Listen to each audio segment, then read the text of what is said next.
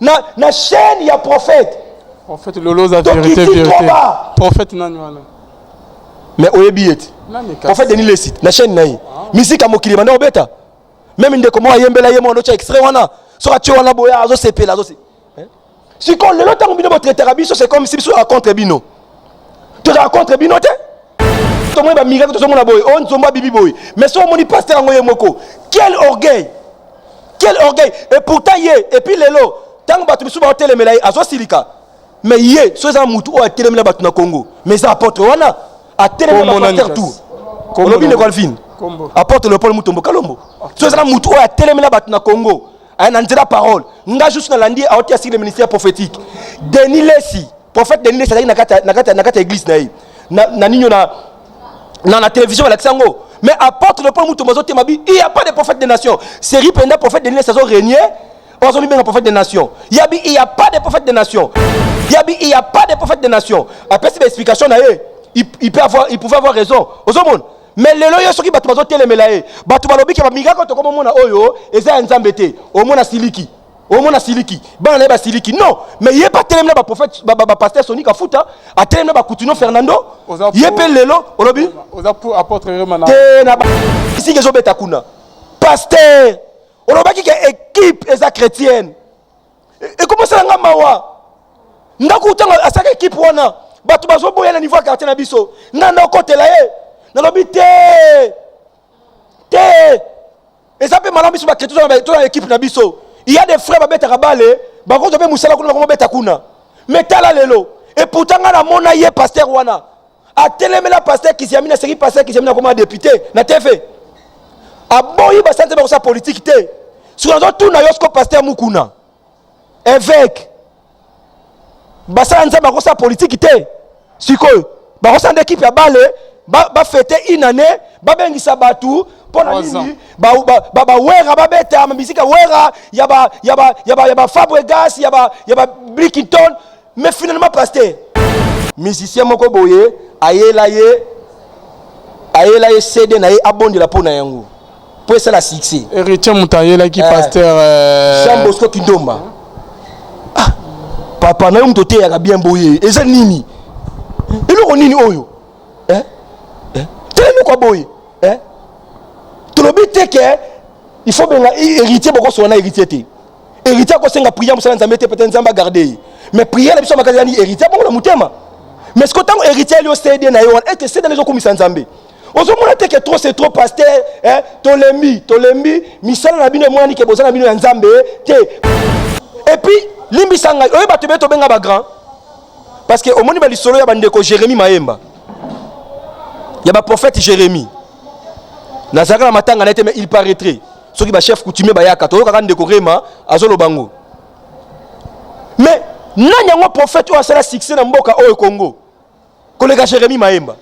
Alvin, ce qui déjà ba prophète lokwa ba Jérémie Maemba. Ndeko ndécorer ma lobby. Bazala ka faux. Il faut tokeba. Les lois comme qu'on dévoiler ba serviteur de Dieu baza ko sala mabe. Ce n'est pas mauvais.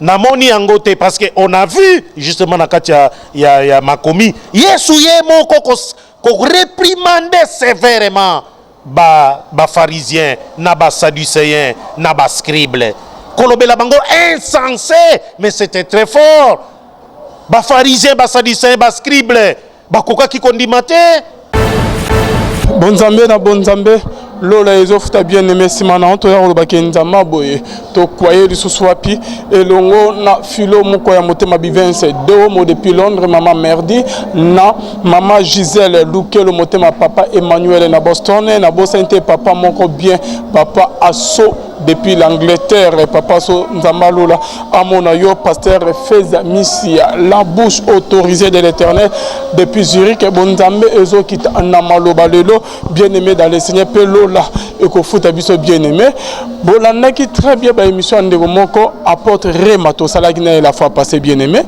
oyo a travaillé na ba prophète Jérémie Mayemba ndenga tangaki ba koma tangaki prophète Denis prophète Jérémie Mayemba Thomas Silas, apôtre Silas, atangi Timothée Kesse, atangi moi prophète wana o que bolandaki bien aimé dans les a dénoncé que génération et comme il kobima ezalaki génération montante wana ezalaki génération moya mabe makasi ba travailler na ba détruire ba vie ya bandeko na kati ya église ebele et ba bimina basi ya mabala donc ba sali ba dégâts ebele bien aimé dans le Seigneur. Mais après avoir ko sala émission na apôtre Rema Patrick bien aimé ba bengi biso apôtre azui ba menace ba kangi apôtre Rema bien aimé dans le Seigneur et banna nyama ba kangi sur apôtre Rema toyebite mais si maya ko ça ba émission bien aimé dans le Seigneur tozali o que to bengi ça qui peut pasteur ba prophète concernant ba makambo ba ko meka ko réagir na micro na biso lelo bien aimé ba prophète OK Rema alobaki ba collègue na ba fait ba pasteur ba zo réagir na émission lelo bonzambe lola ezofuta tozali na prophète Koko Yoka o ya répondre na invitation à qui je m'avais dire shalom l'homme de Dieu. Shalom de Golfin. OK papa bando bazola on de partout je crois que la émission ya apporte Rema na makambo a dévoiler qui ya bakisi ba da génération moko ya bien te génération oyo bimaki ya masakolitiko kotaki ba ange ko bima ba boîte ba ne da génération moko ya mabe yo oko mona ndenge oko lo bani concernant les kamon. Bon.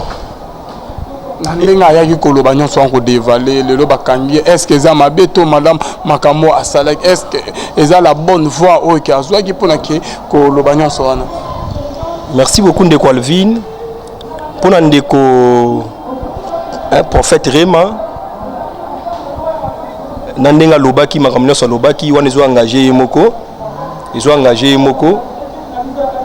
et nandenge siko après wana bakangisi bato bakangisi basali mabe mais en fait ngai nazali vraiment pas totalement d'accord na oyo ndeko wana alobaki hein je suis pas totalement d'accord, c'est qu'en partie oui et en partie non et c'est un abisso to dénoncer mais sauf que ngana lobi wana ça n'engage que moi hein ça n'engage que moi. La Bible dit ne mettez pas foi à tout esprit. Éprouvez les esprits pour voir s'ils sont des dieux. Donc, ngai personnellement, na moni teke yendaza ya solo ndai ko dénoncer mabe parce que alobi ke bazaki na bango c'était ses amis et puis obengi prophète hein na lobi teke il faut muto sokaza prophète à solo akoye bana pela batalukutate bokoye bana me bango bazalaki penanda azobeta masolo bazalaki penza ba amis intimes bana ko tambola ensemble bazo kende ba place moko on les retrouvait ensemble bon peut-être pe bazali ba oiseau de même plumage. Je suis en partie d'accord et en partie non par rapport à Nino Mende bakangi basali mabe parce que ezola qui ça réellement que bato bakangi si wana makamaloba ki wana penza et ça makamba solo bato basala rango yango baki kangi c'est parce que tel que je suis awa bible solo ba voyez mabe pour na kutu na mabete soki mutu moko lobi likambu moko boy et que consciemment soki na biki na sala ki yango na koluka na sala effort na changer et soki na biki na sala ki yango te c'est vrai qu'on ça la passe, mais là, comme il faut que la Bible dit à moi la vengeance, à moi la rétribution. Ce que je mutu, c'est la vengeance, n'est pas dans Zambété. Pour la Likambunae, c'est que Yemo Yebi, Yango Yebi, Kazani en Zambété, Nzamba côté en payé, Yango Moni Babi, Fomina Zambon Nangai, Nakangsa Mutalo Lengeboy. Mais Malobanio Saloba qui en a moi personnellement, au Yebin de Qualfi, et le Salanga pas ses anines. Et ça que le Congo Kinshasa na mission oyo le kaki na otako lo bande Qualfin qui a bandimi o mona na Congo oyo bazali produit ya mate ya obiso passer to te ya bango tellement que baza mal enseigné ndo mona rapé makamanza be ba comprendre raté yango o mona bango lelo soki kuna prophète moko bimi azo sala babika moi soi-disant bango tout basala nini barolandae parce que ils sont tellement mal formés, mal enseignés. Mutu mal formé, aza déformé. Donc la Bible dit ceci dans Matthieu chapitre 24 verset 11. Je lis la parole de Dieu au nom de Jésus. Et beaucoup de faux prophètes s'élèveront et en égareront beaucoup. Beaucoup de faux prophètes s'élèveront et en égareront beaucoup. Ndeko, eloko salanga passe na Congo ezani nengana loba. Lelo bato biso to benga basala nzambe ndeko Alvin. Bazalaka na bango basala nzambe te. Biso nde batu. Totalaka par rapport ya ba miracle na bango bande ko sala. Bible soko bo continuer à Matthieu chapitre 24. Bon mona Yesu azolo par rapport ya makambo eko ya mkola suka. Alobi ils feront de grands miracles. Maman papa balandaka musala nzambe te pona ba miracle kaka. Non. Beaucoup de faux prophètes feront de grands miracles. Beaucoup de faux prophètes bakosa ba miracle belé.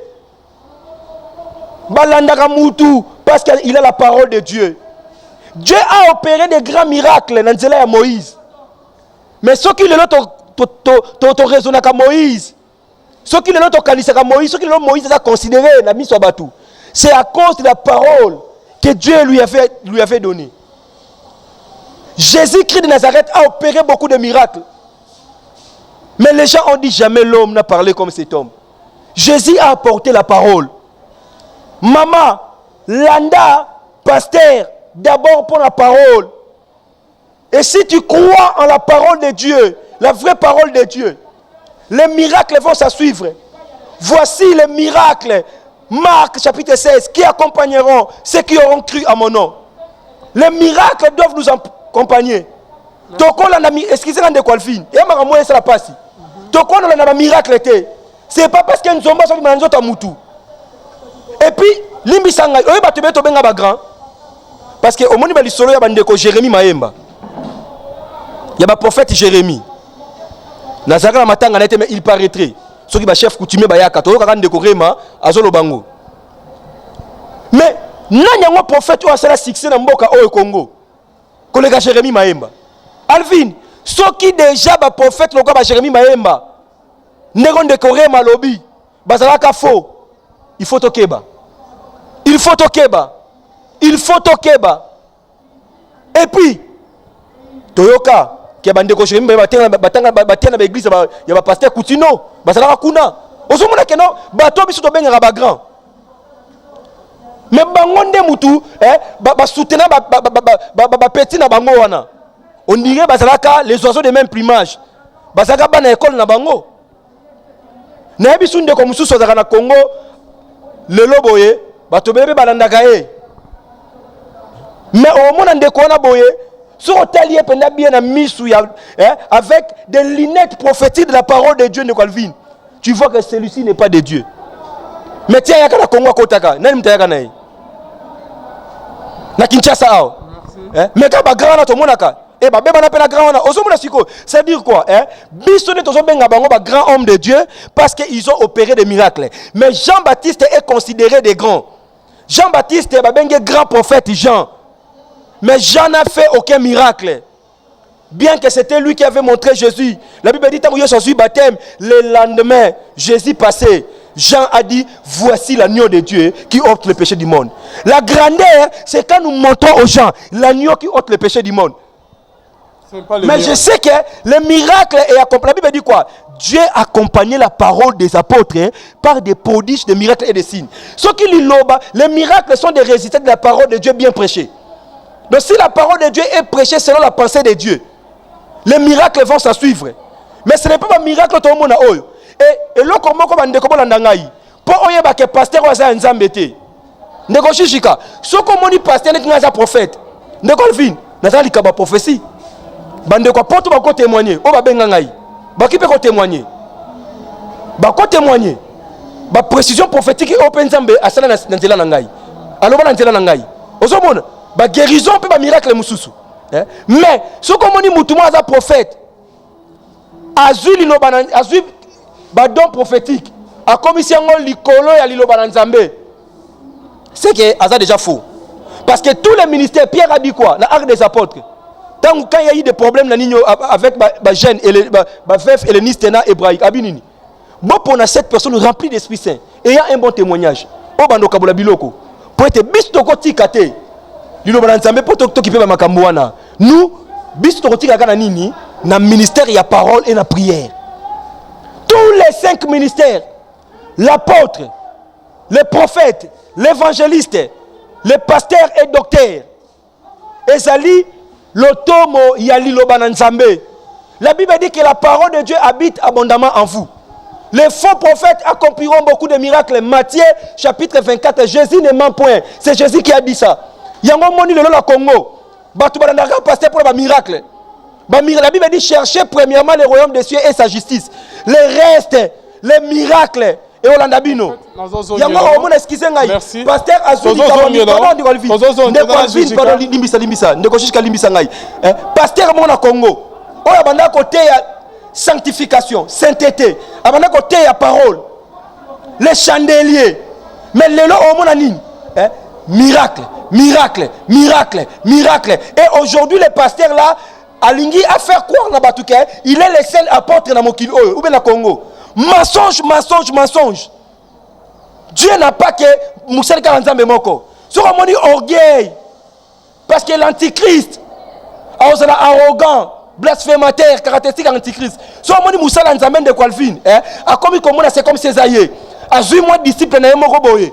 A commis si peu pasteur pourquoi? Parce que yende ale kanabe mission kumisakaye de Kwalvin. Paul na Barnabas. Ba sala ba miracle na listre. Ba yeba kumisa bango, batombola bango. Batombola bango. Mais baboya. Balobi ke toza banzambe te. To tika gloire na nzambe. Apôtre bongo la mutema. Tika gloire na nzambe pa na nzambe oza mutu. Prophète bongo la mutema. Ezo futa bien aimé to komina souka. Ya émission en tout cas le prophète Kokoye na kanda. Donc nazo voter ceux qui kanda ya molimo toni. Merci beaucoup. De qualifier et ça la passe. Ba pasteur ya lokuta. Le miracle école le combat Jésus té. Comme on a Coco, prophète Coco, Yoka école le combat Jésus té. Nous devons montrer aux gens l'agneau qui ôte le péché du monde.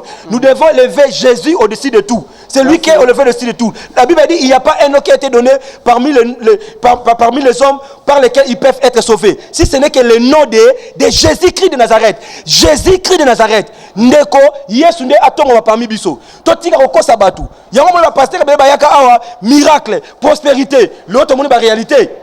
Ozomon, l'autre monde ba miracle to somona boy, on zomba bibi boy. Mais so moni pasteur ngoye moko. Quel orgueil. Quel orgueil. Et pourtant yé et puis lelo tant batu biso ba hotel melai azo silika. Mais yé so za mutu o atelemela batu na Congo. Mais ça apôtre wana atelemela pasteur tout. Olobi ne Golfin. Apporte le Paul Mutombo Kalombo. So za mutu o atelemela batu na Congo. Aya nzela parole. Nga juste na landi a oti asi le ministère prophétique. Denis lessie, prophète Denis lessie na kata église na yi. Na ninyo na télévision à l'Axango. Mais apporte le Paul Mutombo zote mabi, il y a pas de prophète des nations. Série pendant prophète Denis lessie zo régner.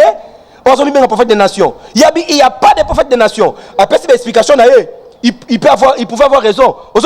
Mais les loyaux sont qui battent les télémélaïs. Battu balobi qui va miracle comme on a oyo et ça un zambété. Au moins siliki. Au moins siliki. Ban les siliki. Non. Mais il n'y a pas tellement de prophète, pasteur Sonic à fouta. A tellement de Coutinho Fernando. Il y a pas les lots. Olobi. Aux apôtres Remana. Te na bandela ki boye nde Kwalfin. Nde Kwalfin alobi boye. Na bandela loba ki boye. Et loko oba pasteur basali oba kangisien na sepe na ngote. Mais na lobi ke nga personnellement, naza d'accord totalement na prophète Rema. Pourquoi? Parce que en fait, peut-être à cause appelle les oiseaux de même plumage na ba Jérémie Maemba. Na lobi boye koyeba na basala nzambe mususu. Ya lokuta. Ngape na za boye nde Kwalfin. Na yebani na basala nzambe suba basala nzambe lokuta. Mais au moment toyeb parce que exemple to kutani boye. Ba présenter nga au pasteur. Toyebani non? To na pese mbote. Na ko solola na ye mais soko ko mona ngande Kwalvin na ye à tout moment to tambola kana ye to kenaka na ye quelque part ozomona to kenaka na ye ba quelque part ba côté te sais que to komi ba tout moko donc prophète Rema wana peut-être azandenge moko na ba Jérémie Maemba soko azabongo ye abongo la mutema a changé à la nzamba solo. Bon Nzambe Lola ezo futa bien aimé dans le Seigneur Nzama boye to koye du Susuwapi. En tout cas merci na banonion tout bazali connecté bazola na biso. Merci vraiment na bienvenue biano na oyozo sala. Gigi Kolobini. Bon makambo eza kolobebele à ces sujets. parce que nalandi kaka en partie témoignage ya prophète wana, mais batu nyonso ya tangi bakombo na yebaki bango personnellement bien. La plupart na bango na yambaka bango na émission na ngai. Kobanda Denis lessie, prophète Timothée Kieso to mesana kikutu makasi, prophète Jérémie Maemba tokutanaka une fois senga kanga pe aleka. Bon, c'est quelqu'un qui parlait un peu Thomas Silas na yebaki na ebita en tout cas soki na koyebe, mais je crois qu'à cette époque-là ayebaki ngai penza malam. Alors la question gana omituna ye asali yango na cadre nini, est-ce que ça une façon pour na confesser mabe oyo azaki kosala kuna, parce qu'il faut reconnaître que makomi elobi ba mabe mususu bato basalaka eyebanaka aussitôt dès kasali mabe bo comprendre ki asumuki boyebi mbala moko mutu ndengona il faut asambisama. Mais par contre bato misusu mabe o bango basalaka ezwaka tamulai voire même ba année ba 5 10 ans parfois 20 ans ne boye komona mabe ya muto bien muto yo sait que azalaka kosala mabe. Alors est-ce que c'est dans ce cadre là que ndeko wana a itubeli pour na kolbake to zalaki kosala mabe? Évidemment cette époque là beaucoup étaient voilés. Combien de tori la plupart na bango toza sur la bango toloba na bangote, la plupart na bango toza kolobela pas toza ko solola toza kolba. Ne faites pas ça, makomi lobi boete. Pourquoi bonaboy émission na biso à l'époque nazaka osala émission moko ezaki intitulé Naraga télévision Ciel Plus, c'est le cas chaque 12 heures samedi naki ko créer émission mususu toujours Naraga ezaki le temps de la révélation minga ba serviteur de baby sanga zongi sous émission wana pote to ba révélation barema o ezali koleka na epa ya nzambe o batu basaki kososo la malamute. Alors les lois comme qu'on dévoilé ba serviteur de Dieu baza ko sala mabe, ce n'est pas mauvais namoni angote, parce que on a vu justement na katia ya makomi yesu ye moko ko réprimander sévèrement ba pharisien na ba sadducéen na ba scribe kolobela bango insensé, mais c'était très fort. Ba pharisien ba sadducéen ba scribe ba koka ki kondimate ba musuba ele balobi Seigneur lokolo bi bango baza aveugle biso pe toza pe ba aveugle biso pe toza pe ba aveugle et mingi ba ebi ba réponse onini Christ apesaki bango. Même na époque ya apôtre Paul tolobi ba Diotrephe awa ils ont été livrés à Satan ba dénoncaki bango. Alexandre le forgeron ba imene filet ils sont nombreux na katia makomi ya Nzambe oyo ba bimisaki makambu na bango bazaki kosala polele. Est-ce que bakangisaki batu? Est-ce que bazalaki kosilika? Est-ce que parce que le problème est là-bas ils ont été nommés batangaki bakomo na bango, mais souvent batu misusu balingate batanga bakomo na bango pour le plaisir ya kotanga kolobate que tel nde azali mabe yende aza kote ya mabe yende aza kosala ba faux miracle ba misusu basepelaka nango te. Mais Christ lui-même aussi azalaki kosubir yango balobelaki na misu na ye mutu oyo azali kosala ba miracle selon na puissance à Belzéboul balobelaki ye. Christ était là pendant qu'on lui disait nani abimisaki Christ lokola faux prophète était na époque na ye nani te. Les pharisiens ba pekisaki kut aveugle oyo azwaki miso emonanaki ba ebisaki nene tango aveugle na komi kopesa bango vérité balobaki nini yo mutu amusumuki ozali kote ya biso yo za musumuki lokola ye un imposé ozomona. Donc ba pharisien ba traité Christ musumuki un imposteur. Pourtant uti kosala miracle aveugle amoni olbi yona ye bozali ba imposteur batumabe longwa kuna ba bengani ye ozakomona. Mais pourquoi aujourd'hui lorsqu'on dénonce un serviteur de Dieu qui azali kosala mabe azwakanda? Bon, aza du côté, il y a Jésus-Christ qui ne se fâchait pas d'ailleurs. Tant que bazaki kolobela ya zaki kolobangote. Une fois que kalobaki tout blasphème contre le Fils de l'homme vous sera pardonné. Mais contre le Saint-Esprit, cela ne vous sera jamais pardonné. Ni na sekra lelo, ni na basek ezalikoya.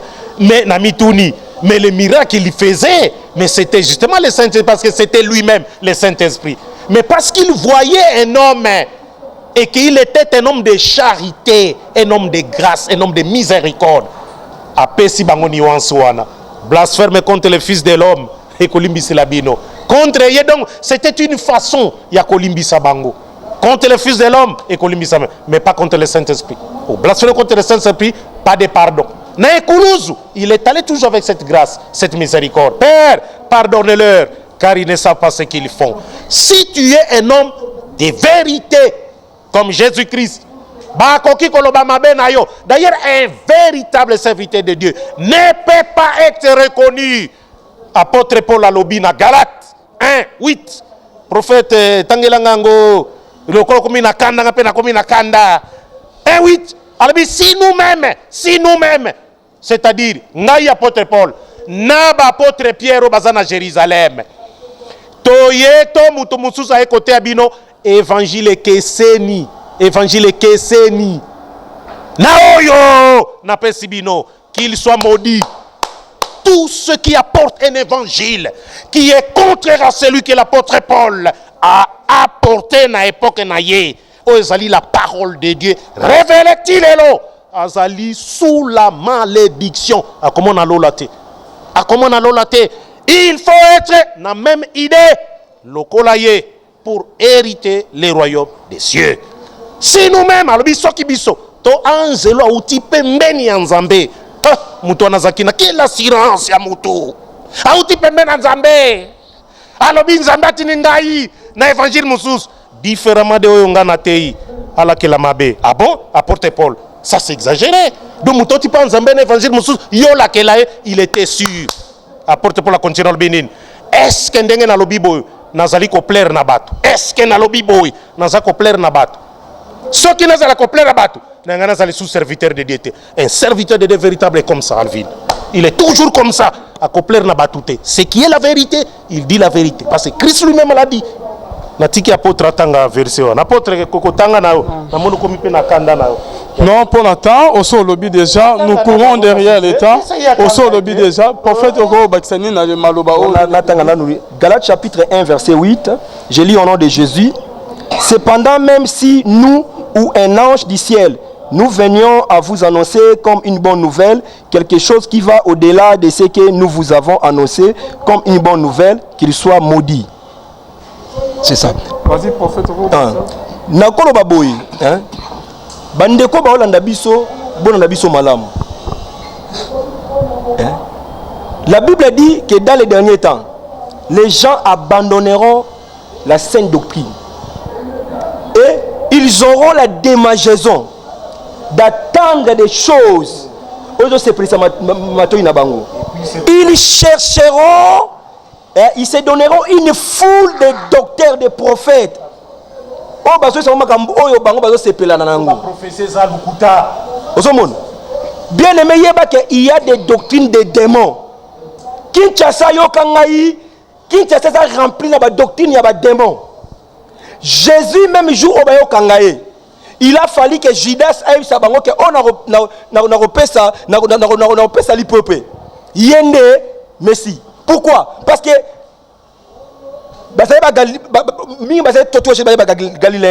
Jésus c'est vrai, Aza judéen, parce que Azali, moi Nazareth c'est na Juda, mais non, Bethléem c'est na Juda, mais Nazareth c'est na Galilée. Akola kuna na nini na Nazareth on l'appelle Nazaréen. Donc bango tout bazana façon bango l'attendait tindenge moko. Donc Jésus parmi les disciples na ba apôtre na ye, abanda koyeba na penate, mais lelo so koye na église, oyeba ke oyo pasteur tel. On est visionnaire. Pasteur, répands-toi. Bandeko, sortez de ces églises-là. Jésus-Christ revient déjà. Sortez de ces églises-là. Ce sont des loups ravisseurs. Balati pour soi-même, mais au-dedans d'eux. Ce sont des loups ravisseurs. Bien-aimés, la parole de Dieu, que la parole de Dieu habite abondamment en vous. Au commencement était la parole. Jean chapitre 1, verset 1. Et la parole était avec Dieu. Et la parole était Dieu. Celui qui aime Jésus-Christ, il aime la parole. Quand Luca miracle était miracle, quand l'andé Luca de Jésus, l'anda Jésus. Miracle, et toi Jésus et l'anda yo. Beaucoup de faux prophètes bagoya. Bon l'anda bango pour la miracle était.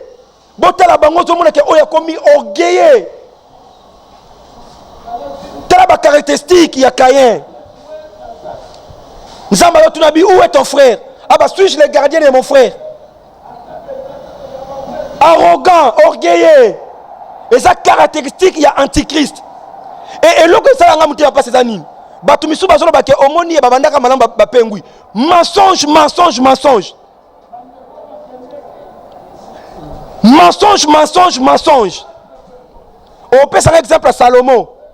Nasuka comme ko sambela banzamba bikeko. Après à Kotika. Mais on peut un exemple à Moïse qui a commencé avec Jésus. Malgré des erreurs, il a marché avec Jésus. Et il a fini avec Jésus. Non, on peut ce exemple à Élie, qui a commencé avec Jésus-Christ de Nazareth. Il a marché avec Jésus. Malgré les erreurs, mais il a fini avec Jésus-Christ de Nazareth.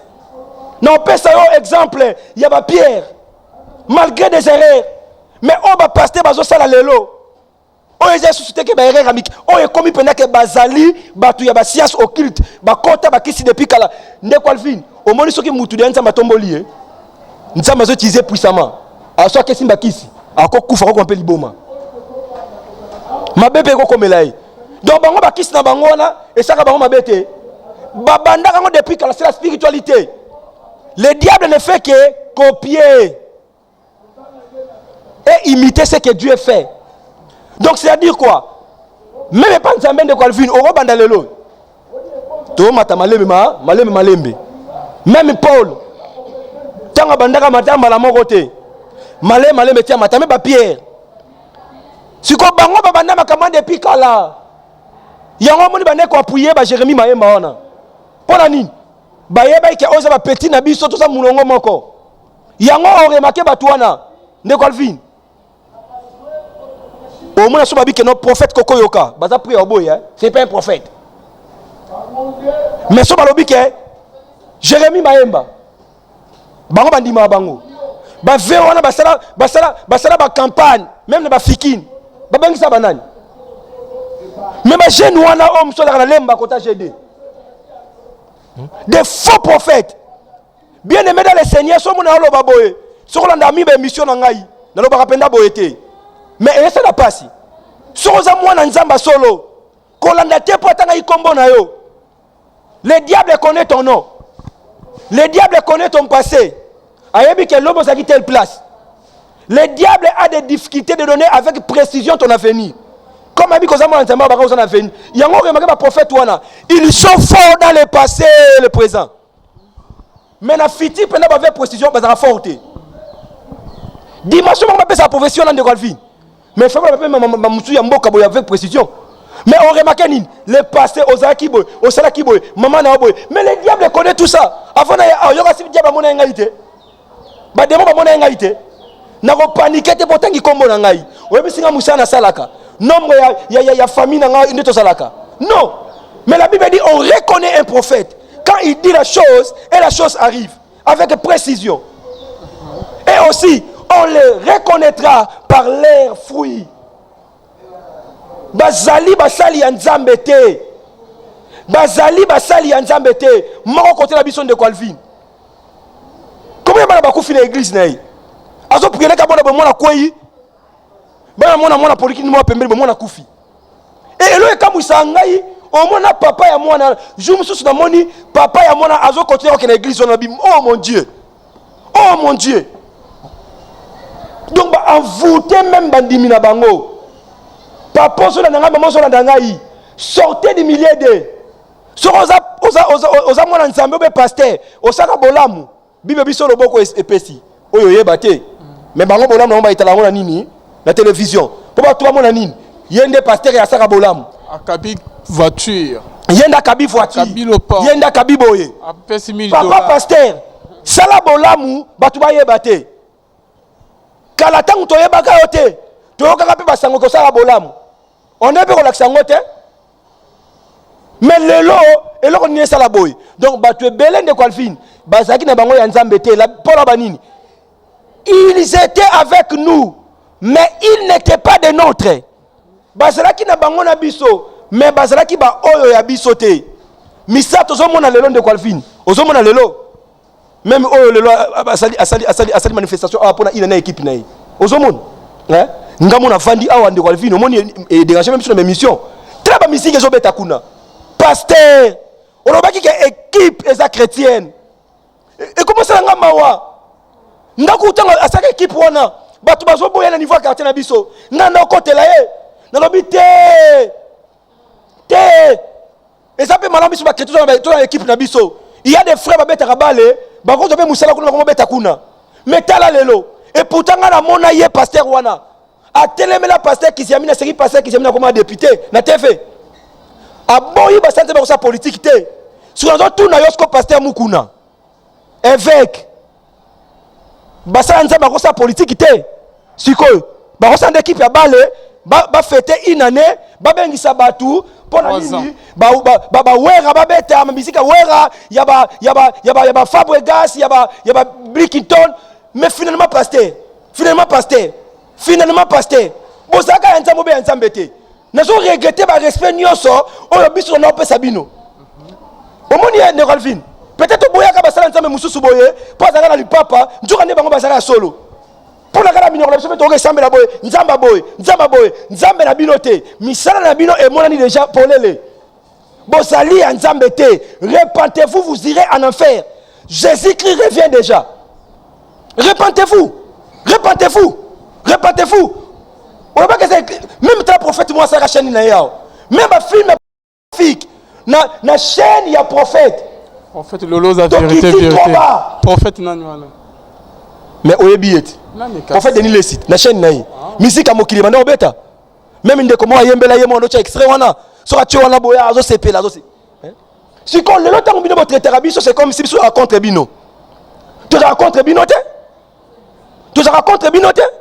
biso to tikala jamais cause la contre bino pour biso bandimi ba mona lelo boy bango de banda ndima bino so si vous êtes ce que vous êtes aujourd'hui et ça pour ba mongo bandimi wana ba considération bandimi wana mais tozo regretter makambo obo sali yango siko to comme ça no vérité et même na mboka beaucoup de gens pensent que ceux qui m'ont revendiqué pour makambo mboka on y va contre président de la République et là comme ça en Afrique si tu dis la vérité ceux qui ont bonne gestion il y a mon continent en mboka batu ba banini ozo finga ete yes tout ça kama namba tout bandima ete est-ce que chose à président de la République il faut que nous soyons maman yo sal si que ceux qui le olobi que président de la République mandat na osili tika ne ko vivre na Afrique ba ko luka ba bomayo ba ko luka ba kangayo est-ce que eloko ni grave ça wana pourquoi les gens n'aiment pas la vérité est-ce que le chose du président na biso est-ce que biso do boya kai ba tout ba no ba ate ba tika za jeune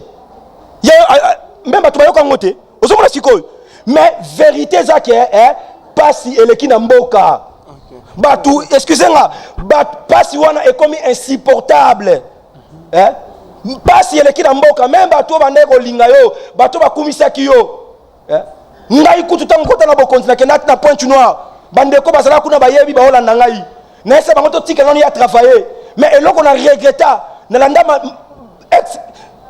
Premier ministre Matapono, Nalanda alobaki année 2000 je crois 13 ou 12 parce que c'est pour l'élection et ça année sociale. Na zongi na point là si batu bon se calmer tour oyo mamele kamalam. Parce que ba yoke bana yoke la ngai bande ko oyo Congo parce que kuna za sobo ke kuna bande ko Congo ba ya quand même ayo to Kinshasa ila so ba sanga Kinshasa. Bande ko ndimanga parce que za musala nzambe c'est on te tour ça va. Mais chouchou benga betanga de Qualfine. 2012 le cas social les athées 2013 social les athées 2014 social les athées ti lelo siko est-ce que bato baza contre bino to gestion la bino en mboka et ça bien té donc les gens en fait les gens doivent se repentir ceux qui ne savent pas son mission moko on la président de la République on la ministre on la gouverneur mais ceux qui mais on ça on a pour le peuple non mais pourquoi bino moko ça va mbongo ebele ce peuple souffre. Bon, maman, papa va souffrir. Tu vas souffrir. Na ba hôpital la minute de Qualfine. Ba bi que non, la maman va te souffrir ma casse ba grève. Mais pourquoi ça? Beaucoup qui n'a pas tout mawate. Merci beaucoup, prophète. Repentez-vous, repentez-vous. Pasteur, repens-toi. Pasteur, tu as une stratégie peut-être à salle pour le cas gagner. Les musiciens, les fabricants, les musiciens, le Kouta, il y a un jour, il y a anniversaire, il y a équipe, il y a 3 ans. Pasteur Moussana Matongé, musicien Moko Boye, aye CD na abonne de la peau na yango. Pour ça la succès. Héritier Moutaye qui pasteur Jean Bosco Kindomba. Ah, papa na yum toté ya bien boye. Eza nini? Eloko nini oyo? Tellement quoi boye? Tout le but est que il faut bien héritier beaucoup sur un héritier té. Héritier ko senga prière musala nzambe té peut-être nzamba garder. Mais prière la biso makazani héritier bon na mutema. Mais ce que tant héritier lui cédé na yo et que c'est dans les okomisa nzambe. Ozomona te que trop c'est trop pasteur tolembi misala na bino mwani ke bozana bino ya nzambe te ba respect ebele biso ba jeune autre onde koya tozo pesa bino ndele bible lobi to moni ke ezana ngobongo te vous êtes des serviteurs de Satan. Vous êtes des serviteurs de Satan et vous n'avez droit à aucun respect de notre part. Nous allons respecter des aînés, des hommes de Dieu au bazo banga nzambe.